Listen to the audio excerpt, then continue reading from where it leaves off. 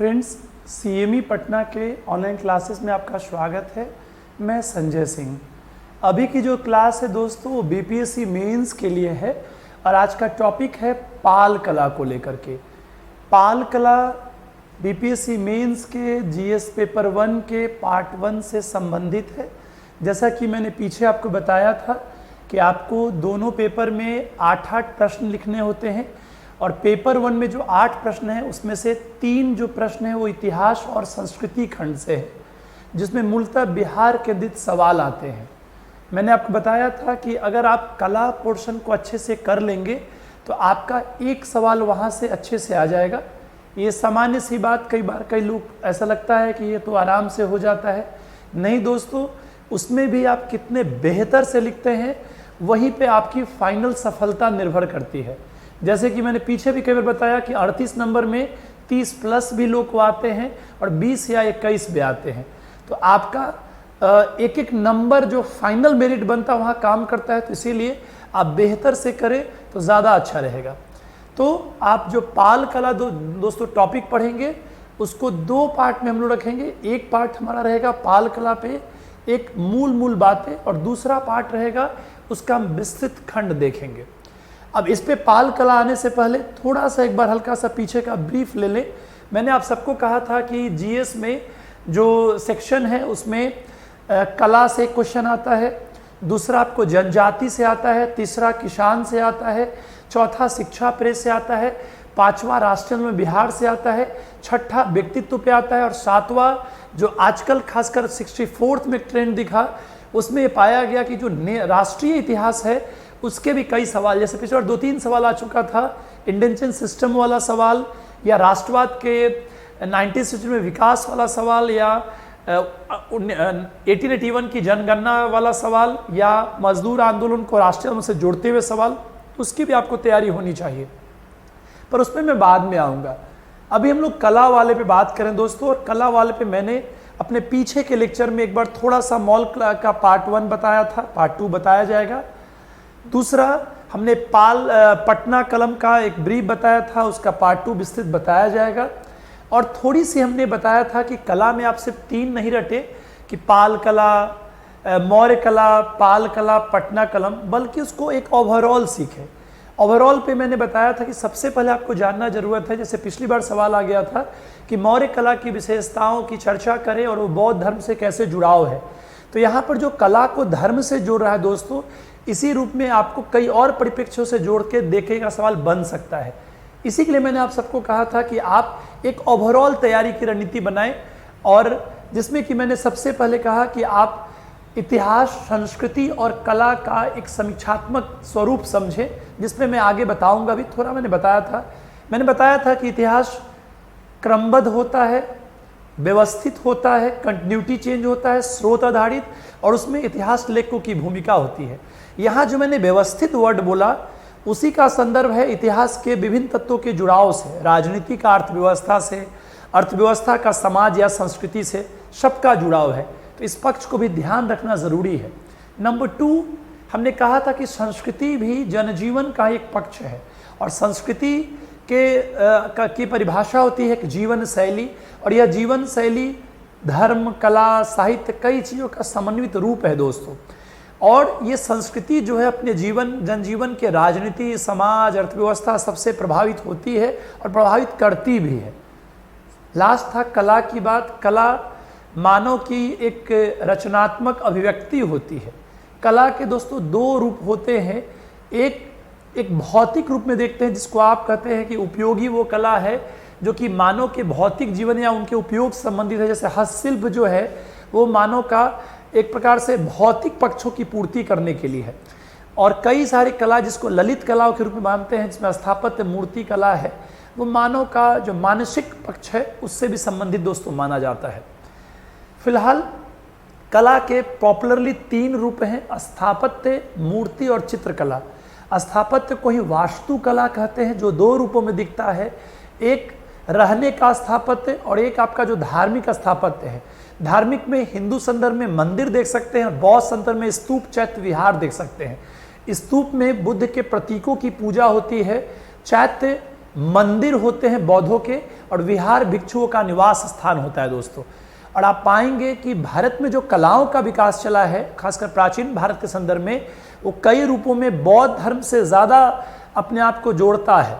जैसे हिंदू मूर्तियाँ और मंदिर जो व्यवस्थित रूप से दोस्तों बनते हैं वो गुप्तकालीन हैं, लेकिन बौद्ध के संदर्भ में जो बौद्ध मूर्तियाँ हैं और जो बौद्ध मंदिर चैत्यों के रूप में हैं वो मरणोत्तर काल से बनने दोस्तों शुरू हो गए थे। तो आप पाएंगे कि भारत में जो कला का विकास चला उसमें बौद्ध धर्म का भी बहुत बड़ा रोल रहा है दोस्तों। तो इस बात को भी हमेशा ध्यान देने की ज़रूरत है। और जैसे एक बार यूपीएससी ने सवाल आ गया था कि वासुदेव और कृष्ण भारतीय कला के लोकप्रिय प्रतीक हैं, तो वहाँ पर भी आपको जोड़ना था कि कृष्ण या जो राधा कृष्ण लीलाएँ हैं वो पूरे भारत में मंचित होते हैं कई रूपों में, चाहे वो चित्रकला हो, नृत्य कला हो या और भी ललित कलाएं हों, सब में उसका मंचन हुआ है दोस्तों। तो इसी के लिए आपको ये बात भी ध्यान देना है कि कला किन तत्वों से प्रभावित होती है। दूसरा ये टॉपिक आपको समझ के लिए मैं आगे और विस्तार से बताऊंगा, वो रहेगा कि भारत में कलाओं का कैसे विकास चला, प्राचीन काल में कैसे आप तुलनात्मक कर सकते हैं। जो भीमबेटका की गुफा चित्रकारी है, जिसे आज हम जब पाल कला पढ़ेंगे तो वहाँ बात करेंगे कि जो भित्ति चित्र हैं उसकी परंपरा लंबी चली आ रही दोस्तों। दूसरा बात करेंगे जो हड़प्पा की जो मूर्तियाँ हैं वो किस प्रकार से आगे की परंपराओं में दिखाई पड़ती हैं। और तीसरा आप पाएंगे कि कैसे स्थापत्य वास्तुकला का विकास आपको मरणोत्तर काल से मौर्य काल से दोस्तों दिखाई पड़ता है। तो एक भारत में कला का विकास भी आपको समझने की जरूरत है। जब मेडिवल इंडिया पढ़ेंगे तो हिंदू इस्लामी स्थापत्य आता है दोस्तों। आप पाएंगे इस्लाम के आगमन से दो महत्वपूर्ण चीज़ें आती हैं जिसको आप कहते हैं मेहराब और गुंबद। मेहराब एक गेट नुमा संरचना होती है और गुंबद जो ऊपर का जो शीर्ष भाग दोस्तों होता है ये आता है।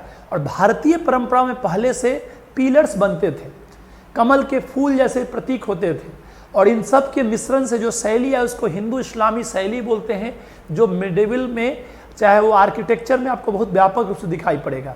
हालांकि मेडिवल में एक बात ध्यान देंगे कि आप जिस रूप में आर्किटेक्चर का विकास देखते हैं वैसा आप मूर्ति और चित्रों की विकास नहीं देख पाते हैं, क्योंकि आप पाएंगे कि इस्लाम की परंपरा रही कि जीवित वस्तुओं का अंकन या चित्रण इस्लाम सम्मत नहीं है।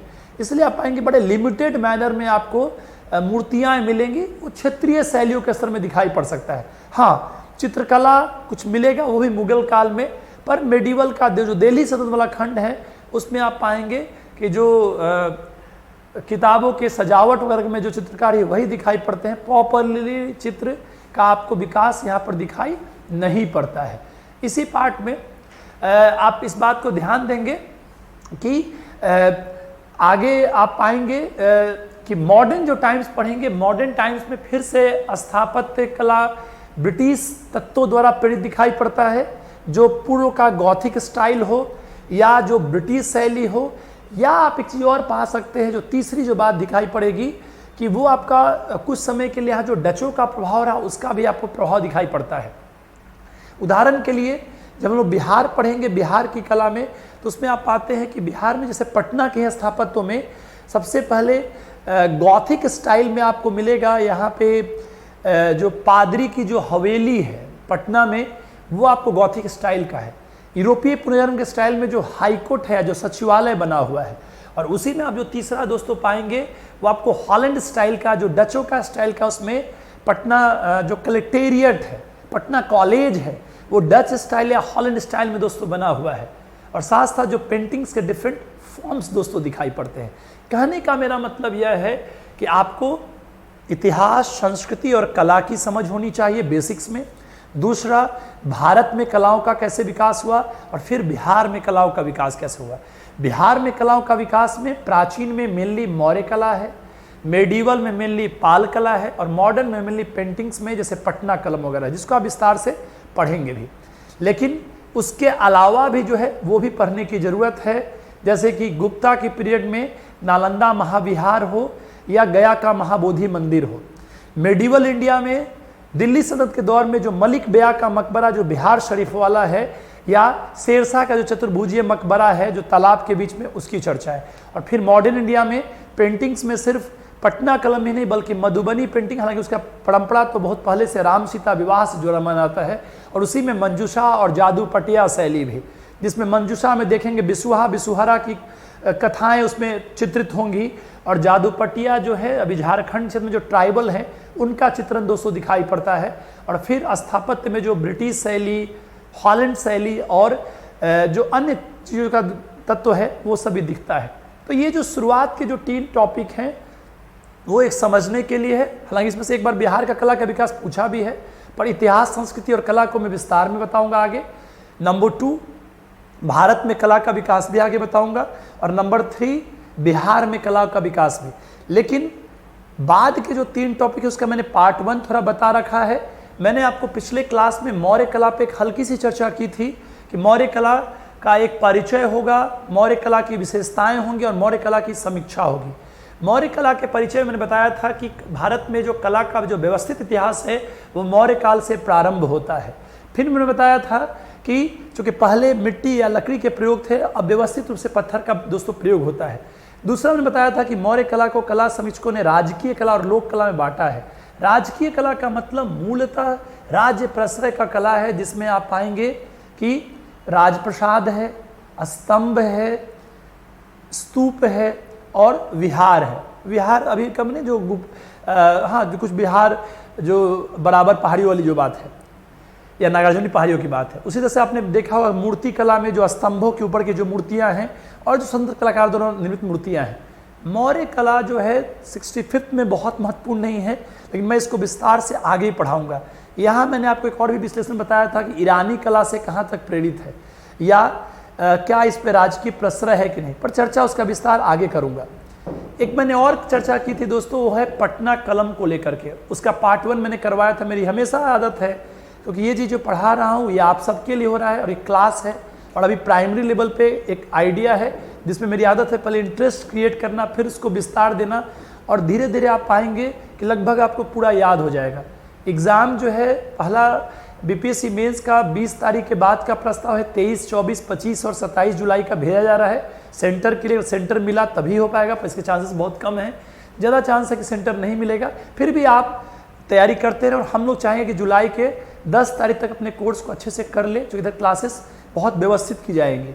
जो बच्चे हमारे जुड़े हुए हैं उन सबके लिए अलग से, चाहे वो किसी थ्रू जुड़े, CME के पुराने स्टूडेंट हो वो हों या मोबिशाला ऐप के थ्रू जुड़े हों या आर कैंपस के ऐप से जुड़े हों, सब के लिए अलग से व्हाट्सएप ग्रुप बनाया जा रहा है जिनको इस बार मेंस देना है, और उनके लिए हम लोग हर स्तर पे अपना बेस्ट देने का प्रयास करेंगे। कई बार ऑडियो लेक्चर से भी हो सकता है, कुछ नोट से, जैसा कि मैंने पीछे भी कहा था। फिलहाल इसी में पटना कलम भी सबको याद होगा। पटना कलम मैंने कहा था 10 पॉइंट पे बता सकते हैं। एक भूमिका रहेगा, एक लाइन कला पर, दूसरा लाइन एक आंचलिक चित्रकला की शैली है। फिर मैंने बताया था इसकी समीक्षा में कि इसमें बैकग्राउंड नहीं होता है और बॉर्डर लाइंस का अभाव दिखता है। बीच में 8 पॉइंट थे जिसमें मैंने कहा था कि पटना कलम का टाइम जो है 18वीं सेंचुरी उसके बाद का दौर का है। दूसरा है पटना और आसपास के क्षेत्रों में, और तीसरा मैंने कहा था कि इसमें तीसरा मैंने कहा ये 3 शैलियों का मिश्रण है, स्थानीय शैली, ब्रिटिश शैली और मुगल शैली। पर मुगल शैली में जितना भव्यता है उसमें ऐसी भव्यता यहाँ पे दोस्तों दिखाई नहीं पड़ती है।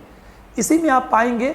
फिर मैंने बताया था 5 पॉइंट और, किस पर चित्र, किसका चित्र, कैसे चित्र, कौन कलाकार।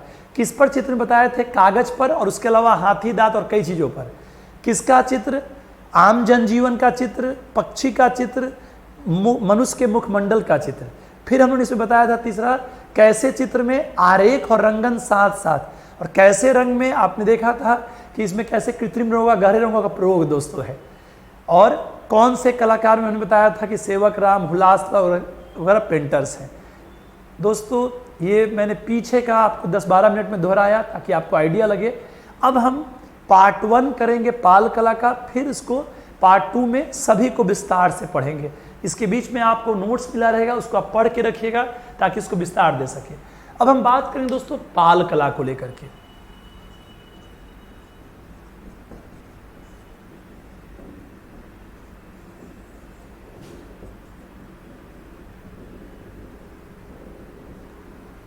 ये लेक्चर का पार्ट 1 है जिसमें एक संक्षिप्त बात होगी, फिर पार्ट 2 में इसको और विस्तार से बात करेंगे।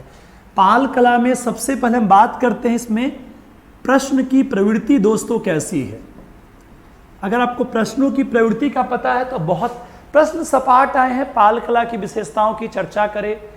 प्रश्न ये भी आया है कि पाल कला की विशेषताओं की आलोचनात्मक समीक्षा करें। प्रश्न यह भी आ सकता है कि पाल कला की विशेषताओं की चर्चा करते हुए उसमें बौद्ध धर्म के साथ संबंधों पे बात करें। प्रश्न ये भी आ सकता है कि पाल त्रिपक्षीय संघर्ष में व्यस्त रहते हुए भी कला के क्षेत्र में जो योगदान करते हैं वो बड़ा ही अतुलनीय रहा, स्पष्ट करें। ऐसे कई प्रकार के सवाल दोस्तों आ सकते हैं। तो सवालों के स्वरूप पर हम लोग और भी बात करेंगे जब टेस्ट के डिस्कशन होंगे। उन्हीं सवाल के आधार पे पाल कला को हम लोग चर्चा करने का दोस्तों प्रयास करेंगे। यहाँ पर पाल कला पढ़ने से पहले कुछ बेसिक बात याद रख लें। कोई भी कला जो होती है दोस्तों वो अपने परिवेश से दोस्तों बड़ा प्रभावित रहता है, और वास्तव में कला अपने परिवेश की भी अभिव्यक्ति का एक माध्यम होता है। ये बड़ा ध्यान देने की जरूरत है। अब यहाँ पर पाल काल जो है वो आप सब जानते हैं अराउंड 8th सेंचुरी से 12th सेंचुरी जो पूर्व मध्यकाल का जो दौर है, मिडिवल का जो पार्ट 1 है उससे संबंधित है। और पूर्व मध्यकाल में क्षेत्रीय शक्तियां दोस्तों होती थी। उसमें एक बड़ा पॉपुलर बात था, कन्नौज को लेकर के एक त्रिपक्षीय संघर्ष भी चलता रहा, जिसमें बंगाल बिहार क्षेत्र के पाल, राजस्थान गुजरात क्षेत्र के प्रतिहार और यहाँ से साउथ के राष्ट्रकूट का ये बात रहा। तो त्रिपक्षीय संघर्ष आप जानते हैं कि कन्नौज को लेकर के होता रहा, और उसमें कई बार पालों और प्रतिहारों में संघर्ष हुआ और कई बार प्रतिहार राष्ट्रकूट में भी संघर्ष होते रहे। तो ये राजनीतिक अस्थिरता के दौर के बावजूद में कला में जो योगदान दिया गया वह बहुत ही दोस्तों उल्लेखनीय माना जाता है। तो इसमें बात और भी होगी पर पार्ट 1 में एक बार हल्की सी चर्चा।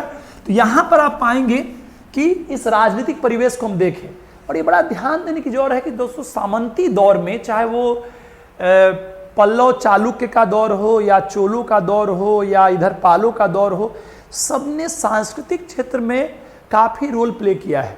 इसके पीछे एक बड़ा कारण रहता है कि सामंतवाद के दौर में शासकों में ये भी था कि हमने कुछ ऐसा बनाया तो उनकी शासकीय प्रतिष्ठा बहुत ज़्यादा बढ़ के रहेगी। कई बार उनका धर्म संस्कृति से जुड़ाव भी था, और प्लस ये भी था कि उनको राजकीय अपने श्रेष्ठता का भी प्रदर्शन कला संदर्भों में कर सकते हैं। तो इन्हीं कई बिंदुओं के आधार पर पाल कला को पढ़ने के लिए आप 3 पक्षों में इसको पढ़ सकते हैं। पहला पार्ट रहेगा इसका दोस्तों भूमिका, दूसरा पार्ट रहेगा विस्तार, या इसी में बात करेंगे इसके विशेषताओं के बारे में। ये भी ध्यान देना है कि 20 से 22 मिनट के लिखना है। और थर्ड पार्ट रहेगा दोस्तों समीक्षा, जिसको आप कह सकते हैं आलोचनात्मक समीक्षा प्लस निष्कर्ष। ठीक दोस्तों, एकदम टू दी पॉइंट, ताकि अंक में, जैसा मैं पीछे भी कई बार लेक्चर में कह चुका हूं, याद रखिएगा किसी चीज को कंटेंट वही रहेगा पर प्रस्तुतिकरण अपनी अपनी होगी, और जिसने अच्छा प्रस्तुत किया उसके अंक ज़्यादा अच्छे आएंगे। अब यहाँ पर भूमिका की बात है तो आप 2-3 लाइन डाल सकते हैं। हमने कई बार बोला है कि कला टॉपिक है तो पहला लाइन कुछ कला पर बता दीजिए कि कला क्या है, और उससे अगला लाइन को इस वर्ड से जोड़िए। जैसे हमने कहा कला मानवीय कल्पनाओं की रचनात्मक अभिव्यक्ति है। Art is a creative expression of human imagination. कला मानवीय कल्पनाओं की रचनात्मक अभिव्यक्ति है।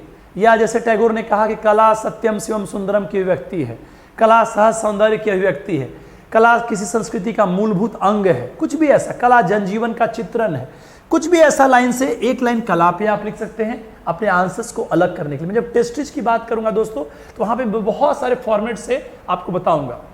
दूसरी बात, अब इस पर लिख रहे हैं तो आप अगला लिखिए कि इस दृष्टिकोण से पाल कला का बिहार की कला के इतिहास में या भारत की कला के इतिहास में एक उल्लेखनीय स्थान है।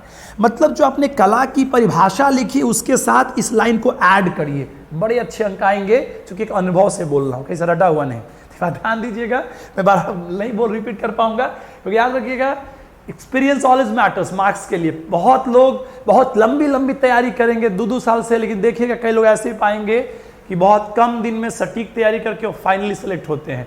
तो ये भी बहुत बड़ी बात है। हम लोगों ने इस बात को दिल्ली यूनिवर्सिटी में, JNU में और कई जगह आज तक अपने दोस्तों में देखा कि बहुत सारे दोस्त ऐसे भी थे जो एवरेज थे, एवरेज प्लस थे, उनके बहुत अच्छे आए, और हम लोग भी जिसमें बहुत अच्छे किए उसमें ऐसा नहीं कि बहुत ज़्यादा ज्ञान प्राप्त किए, लेकिन उसको प्रस्तुतिकरण और वो तरीका पता था। तो वैसे ही एक लाइन कला पे और दूसरा लाइन पाल कला का इस लाइन से जोड़ते हुए कि ये इस संदर्भ में पाल कला का विशिष्ट स्थान है। या लिख सकते हैं कि पाल कला ने मौर्य कला की बातों को निरंतरता प्रदान किया, कंटिन्यूटी प्रदान किया, और साथ साथ इसमें जो कला का विस्तार हुआ वो न सिर्फ राष्ट्रीय स्तर पे बल्कि अंतर्राष्ट्रीय स्तर पे भी उल्लेखनीय है। कुछ भी ऐसी लाइनें बता सकते हैं, ये सब आपके नोट्स में भी रहेंगे और मैं विस्तार में आगे बात करूँगा। एक बार हल्की चर्चा कर लेते हैं। अब आज ये तीसरी लाइन लिख सकते हैं जो मैं शुरू से बोलता हूँ कि आप अपनी भूमिका के बाद बताइए कि जो आप विस्तार में लिखने वाले हैं उसको आप बना दीजिए कि पाल कला की निम्नलिखित विशेषताएं हैं। आपने बना दिया पाल कला की विशेषताएं, फिर 3 पार्ट में तोड़ दिए, स्थापत्य कला, मूर्ति कला, चित्रकला। स्थापत्य को भी 2 पार्ट में तोड़ दिए, बौद्ध धर्म प्रभावित, हिंदू धर्म प्रभावित। मूर्ति कला को कांसे की मूर्तियाँ, पत्थर की मूर्तियाँ। चित्रकला को भी पांडुलिपि चित्रण, भित्ति चित्रण। दोस्तों बड़ा बेहतर रहेगा आप भूमिका के बाद ये ब्रांचिंग कर दें, एग्जामिनर के लिए सहजता हो जाती है कि आप आगे क्या लिखने वाले हैं। फिर उसके बाद से आप एक एक करके सबका एक्सप्लेन करें। जैसे सबसे पहले हम लोग यहाँ पे स्थापत्य कला की विशेषताएं, हेडिंग डाल दीजिए, पाल स्थापत्य कला की विशेषताएं। बूंदा बूंदा या नंबरिंग करके जैसे मन कर आप लिख सकते हैं। मैंने उस दिन कॉपी भी कृष्ण कुमार जी जो DYSP हुए इस बार 63rd वाले में उनका कॉपी दिखाया था कैसे वो हेडिंग डाल के लिखते थे। तो यहाँ पे आप डाल दिए कि स्थापत्य कला की विशेषता है। अब इसको 3 पॉइंट्स में तोड़ सकते हैं दोस्तों स्थापत्य कला की विशेषताओं को। पहला पॉइंट है सामान्य विशेषता, दूसरा पॉइंट है बौद्ध धर्म से संबंधित कला की विशेषता, और तीसरा पॉइंट है हिंदू धर्म से संबंधित कला की विशेषताएं।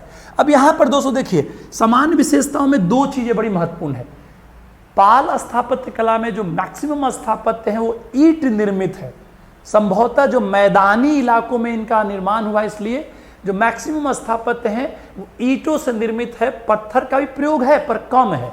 तो ईंट निर्मित स्थापत्य एक विशेषता हो गई, और लिख भी देंगे तब अच्छे अंक आएंगे कि संभवतः मैदानी इलाकों में जो स्थापत्य का निर्माण हुआ ये भी इसका कारण संभवतः रहा होगा। एक बात।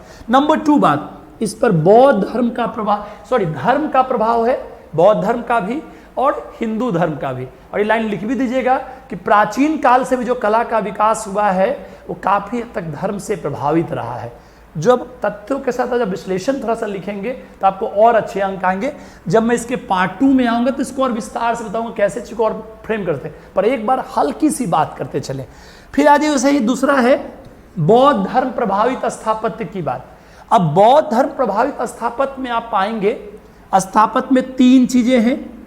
आप पाएंगे महाविहार, स्तूप और चैत्य। अब यहां पर भी नॉर्मली लोग बोलते हैं स्तूप, चैत्य, विहार। अब जो चीज सबसे ज्यादा जरूरत है दोस्तों सबसे पहले लिखिए। अब यहां पर सबसे जरूरत है महाविहार, तो पहले महाविहार की चर्चा करनी है।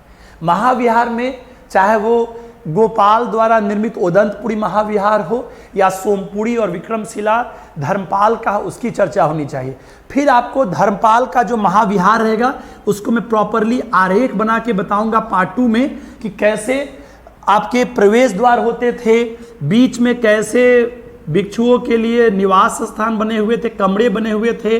फिर आप पाएंगे कैसे बीच में आंगन था, बगल में सीढ़ियां दोस्तों बनी हुई थी, 1 मंजिला 2 मंजिले भी बहुते थे।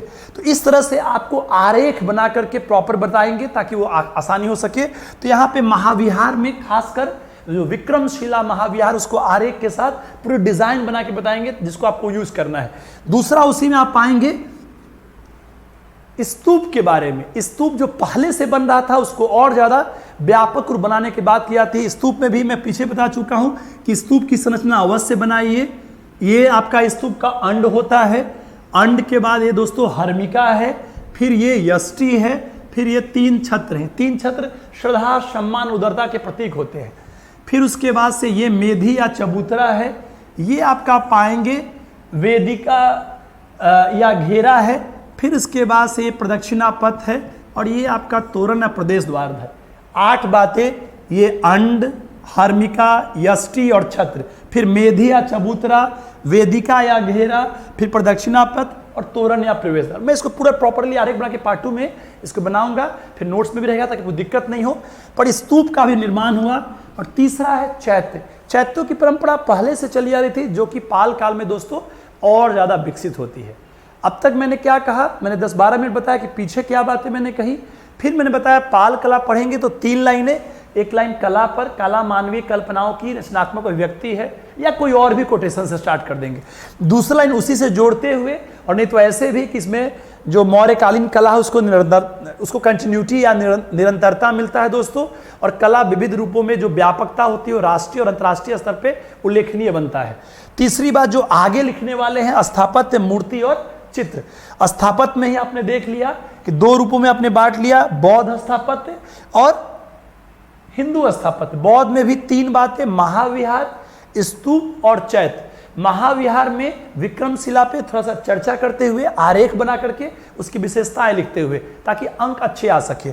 उसी तरह से स्तूप और चैत्य को भी आरेख, जैसे आपने ये महाविहार बनाया, यहाँ स्तूप बनाए, वैसे हम लोग चैत्य बनाना भी सिखाएंगे दोस्तों कि कैसे चैत्य अंडाकार आकार का होता है। यहाँ पर दोस्तों बुद्ध की मूर्ति रखी जाती है, चारों तरफ से यहाँ पर बीच में आपको पिलर्स दिखाई पड़ेंगे, तो ये सभी आकार सिखाएंगे ताकि वो चीज़ बेहतर रह सके। फिर उसके बाद से हम लोग अगला जो दूसरा पार्ट आएगा वो इसी का है, वो है हिंदू स्थापत्य के बारे में।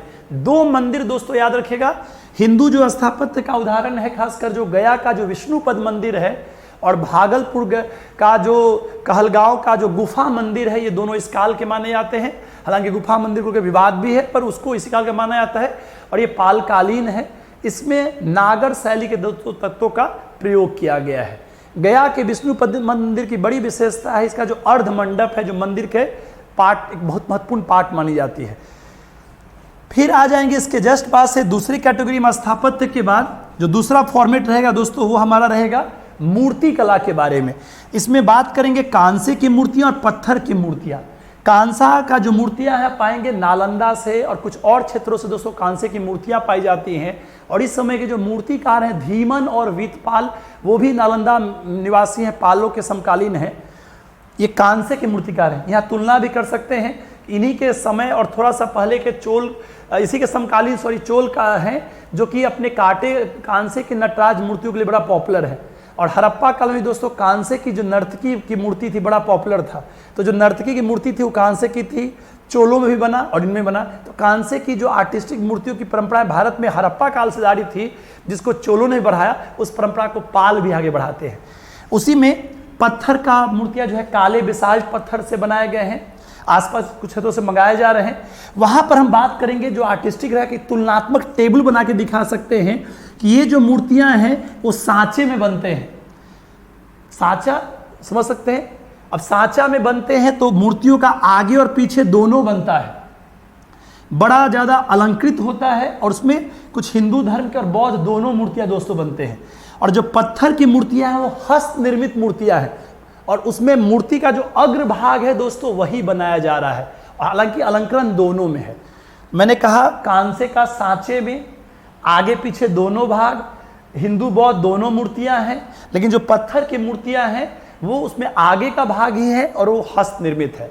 इसी तरह से हम लोग आ जाएंगे दोस्तों चित्रकारी में। तो चित्रकारी कभी 2 रूपों में बात करेंगे। एक रहेगा जो भित्ति चित्र रहेगा, जिसको आप दीवार चित्रण बोलते हैं, और एक दोस्तों रहेगा जिसको आप पांडुलिपि चित्रण बोलते हैं।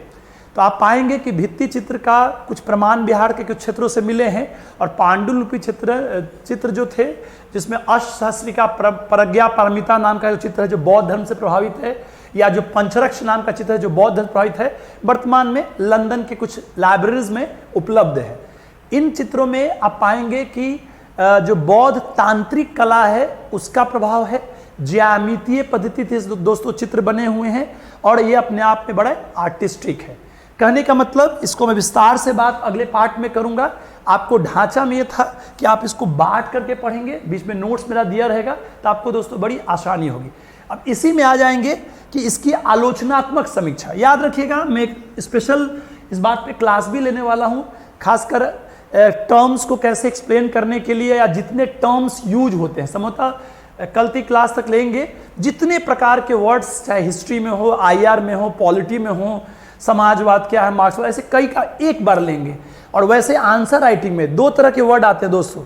एक आता है वर्णन, जिसमें सपाट बयानी होती है, और एक होता है आलोचनात्मक समीक्षा। ऐसे जितने वर्ड्स क्वेश्चन पेपर में देता है उसमें क्या पैटर्न का निर्माण, पर उसमें आगे बात करेंगे।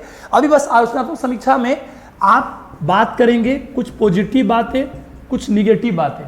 पॉजिटिव बातें में आप पाएंगे कि जो महाविहार है बड़ा आर्टिस्टिक है और पहले के महाविहारों से ज़्यादा व्यवस्थित आपको इस समय के महाविहार दोस्तों दिखाई पड़ेंगे, एक जो बड़ी बात है। दूसरी बात है कि पाल कला में जो पेंटिंग्स हैं वो भी बड़ा ही आर्टिस्टिक हैं। उसकी जो मूर्तियां, जो खासकर कांसे की मूर्तियां हैं, उसको आप बता सकते हैं कि वो काफ़ी हद तक समतुल्य है चोल के नटराज मूर्तियों के, या जो पीछे से कांसे की मूर्तियों की परंपरा चल रही है उस लेवल का है, उसकी समतुल्यता में है। तो कुछ पॉजिटिव बातों को लिखना है जो कि सकारात्मक बातें हैं, और कुछ निगेटिव बातें बोलना है। अब पाल कला पे कला समीक्षकों ने कुछ बातों पे आक्षेप किया है, जिसको 2-3 मूल बातों पे देख सकते हैं, इसको आगे विस्तार भी करेंगे। एक है पुनरावृत्ति दोष की बात करना या दोहराव की समस्या होना। अब दोहराव दोस्तों क्या है, जैसे स्थापत्य की बातों को कहा जाता है कि पीछे की बातों का ही है, जो पहले स्तूप था वही बातें हैं, जो चैत्य था वही बातें हैं। खासकर टारगेट मूर्ति कला पे बहुत किया था कि जो मूर्तियां हैं वो जो गंधार कला शैली है या मथुरा कला शैली है उसका पुनरावृत्ति है, इसमें कोई नयापन नहीं है, कुछ नया क्रिएटिविटी नहीं दिखाई पड़ता है। तो पुनरावृत्ति दोष इसकी पहली दोष तो एक इस पे आलोचना की जाती है, खासकर मूर्ति कला के विशेष पे। वैसे चित्रकला के बारे में भी कहा जाता है कि जो पीछे से जो अजंता, एलोरा या जो बाघ के चित्रकारियां हैं जो मरणोत्तर काल से चल रहा है दोस्तों, उसी को लगभग रिपीट किया जा रहा है, कोई वैसा नयापन नहीं है। कला में कुछ रचनात्मकता नहीं होनी चाहिए। तो ये कला समीक्षक इस पे पुनरावृत्ति दोष या दोहराव की बात या नयापन नहीं होने वाली बात कहते हैं। एक नंबर 2 है अत्याधिक अलंकरण। आप पाएंगे खासकर मूर्ति कला के तत्वों में, चाहे वो पत्थर का बने या कांसक बने, अत्याधिक अलंकृत कर दिया गया है। कई कला समीक्षकों का मानना है कि अत्याधिक अलंकरण के चलते जो पाल कला है वो उसमें सहज सौंदर्य जो होता है वो कई जगह खो जाता है। तो अत्याधिक अलंकरण को भी कला समीक्षकों ने इसकी आलोचना में शामिल किया है। कुछ और भी आलोचना है जिसकी चर्चा और आगे भी करेंगे, पर एक बड़ी आलोचना एक और है कि जैसे पत्थर की जो मूर्तियां हैं उसमें मूर्ति का सिर्फ अग्रभाग का ही अंकन किया गया है, पूरा मूर्ति नहीं बना हुआ है, ये भी एक कमियां है। इस प्रकार कुछ और भी कमियां वहां पर दिखाई पड़ेंगी। पर कुल मिलाकर के आप पाएंगे कि पाल कला न सिर्फ बिहार के कला के इतिहास में बल्कि भारत के कला के इतिहास में अपना स्थान पाता है। इस समय जो महाविहार बने वो आज भी विरासत के रूप में है। इस समय जो कुछ स्तूप बने, चैत्य बने, वो आज भी महत्वपूर्ण रहे। मूर्तियां आज भी उल्लेखनीय हैं। इस समय के जो पेंटिंग्स हैं लंदन के म्यूजियम्स में, वहाँ के पुस्तकालयों में अभी भी रखी गई हैं, जो न सिर्फ बिहार बल्कि भारत और अंतर्राष्ट्रीय विरासत के रूप में भी मानी जा सकती है। फ्रेंड्स, यह था पाल कला पे एक पार्ट 1, एक संक्षिप्त समीक्षा। और इसी में हम जब आगे बढ़ेंगे तो इसको बहुत विस्तार से कहाँ से हर पॉइंट से कैसे सवाल बन सकते हैं इसकी मैं चर्चा करूँगा। दोस्तों, मैं बिहार में जो कला का विकास है उसमें एक बार पहला पार्ट कर चुका हूँ, सब पे थोड़ा सा मौर्या पे, थोड़ा सा पाला पे, पटना पे। इस बार हालांकि जो 65वीं बीपीएससी उसमें पाल कला या पटना कलम ही सवाल आएगा, जिसपे मैं पहले आपको नोट्स दे दूंगा और फिर मैं जितने एंगल से सवाल बनेंगे उसके साथ चर्चा करूंगा तो और अच्छा लगेगा। इसीलिए मैंने थोड़ा सा पिछले क्लास में पटना कलम बताया था और अभी थोड़ा सा पाल कला बताया, पर अगले पार्ट में मैं इन सब पे विस्तार से आऊँगा। इस पार्ट में इतना ही दोस्तों, धन्यवाद।